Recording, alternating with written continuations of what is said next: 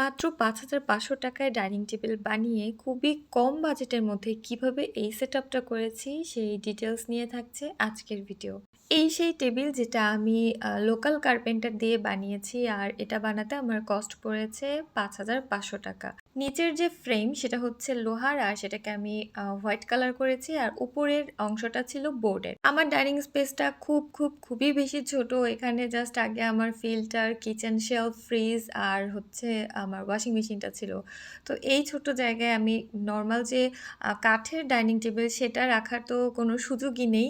একদম হাঁটার মতো অবস্থা থাকবে না। তো অনেকদিন ধরে চিন্তাভাবনা করার পরে অনেক ডিজাইন খোঁজাখুঁজির পরে দেন হচ্ছে আমি এটা চুজ করেছি। আর এটা আমি এমন একটা সাইজে নিয়েছি যে আমি চাইলে এটাকে ৬ চেয়ার দিয়েও ইউজ করতে পারবো বা ৪ টা চেয়ার দিয়েও ইউজ করা যাবে। ৪ চেয়ারের টেবিল নিলে সেটা আবার বেশি ছোট্ট হয়ে যায়। সো আমি ৬ আর ৪ এর মাঝামাঝি একটা সাইজ নিয়েছি আরকি।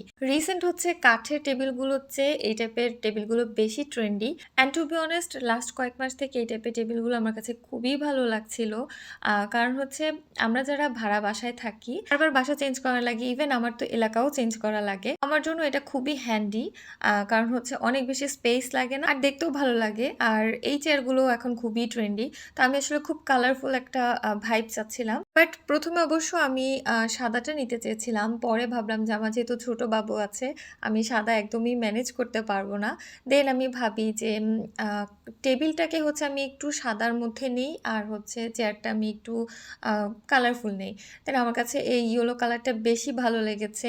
ইয়েলো কালারটাই নিয়েছি অ্যান্ড এটা খুবই সুন্দর করে ফুটে উঠেছে। আমি ৩ টা চেয়ার ডাইনিং এ রেখেছি, একটা আমি ব্যালকনিতেও রেখেছি। আর আমার বাসায় হচ্ছে রঙও করা নেই। জাস্ট ওয়ালে হচ্ছে চুন দেওয়া। এজন্য আসলে এতদিন ধরে আমি কোনো ওয়াল ডেকোর করিনি। বাট এখন দেখলাম যে না করার পরে ভালোই লাগছে। খুব বেশি মানে যেরকমটা ভেবেছিলাম যে অনেক খারাপ লাগবে, ওরকম লাগছে না। বেশ ভালোই লাগছে দেখতে।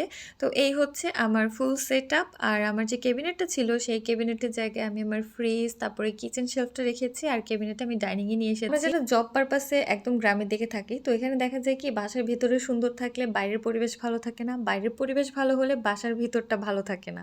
তো সব মিলিয়ে মনের মতো বাসা আসলে পাওয়াও যায় না। যেটা পাই সেটার মধ্যেই আসলে আমাদেরকে অ্যাডজাস্ট করতে হয়। আজকে আমার কাছে যা ছিল আমি সেটা দিয়েই সাজিয়েছি। বাট টেবিলটা যেহেতু বোর্ডের, সো আমাকে এখানে ওয়াটারপ্রুফ ক্লথ বা পলি কিছু একটা ইউজ করতে হবে। না হয় পানি পড়লে টেবিলটা নষ্ট হয়ে যাবে। এখানে আমি আরো কিছু জিনিস এড করব। যেমন এখানে যে ওয়াশরুমের দরজাটা দেখা যাচ্ছে এটা দেখতে খুবই খারাপ লাগছে আমার কাছে। তো আমি এখানে একটা পর্দা সেট করে দিব। আর আরো কিছু জিনিস এখানে পরে এড করব। আপাতত আজকে যতটুকু পেরেছি ততটুকু আরকি গুছিয়েছি। আর বাসার অবস্থা দেখতে পাচ্ছেন যে খুবই খারাপ। কারণ জিনিসপত্র নাড়াচাড়া করলে কোথা থেকে জানি একটু হলেও ময়লা বের হবেই। তো এনিওয়েজ মোটামুটি সবকিছু গুছিয়ে আমি এখন একটু রান্না করছি। আজকে দিনে আমি একদমই রান্না করতে পারিনি। তো এখন আমি রাতের জন্য ঝটপট একটা সবজি খিচুড়ি রান্না করেছি। আর করেছি ডিম ভাজি আর বেগুন ভাজি।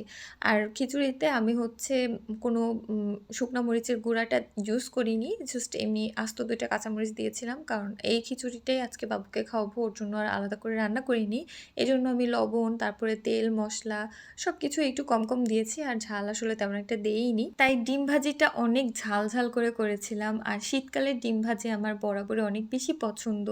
একদম কাঁচামরিচ, ধনিয়া পাতা দিয়ে ডিম ভাজিটা আমার খুব ভালো লাগে। ওয়াল ডেকোর ম্যাট টাইপের যেগুলো ছিল সেগুলোতে হচ্ছে বোথ সাইড টেপ লাগানো ছিল। তো যার কারণে ওগুলো আরকি হ্যাং করাটা ইজি হয়েছে। বাট এই যে এগুলোর জন্য আমি হুক ইউজ করেছি বাট সেটা খুলে পড়ে গিয়েছে। কারণ এগুলো আমি অনেক আগে দারাজ থেকে কিনেছিলাম। কিন্তু এটা বারবার পড়ে যাচ্ছিল তো এজন্য আমি এটাকে এভাবেই রেখে দিয়েছি। আমার এই বাজেট ফ্রেন্ডলি ডাইনিং মেকওভারটা আপনাদের কাছে কেমন লেগেছে অবশ্যই কমেন্টস করে জানাবেন।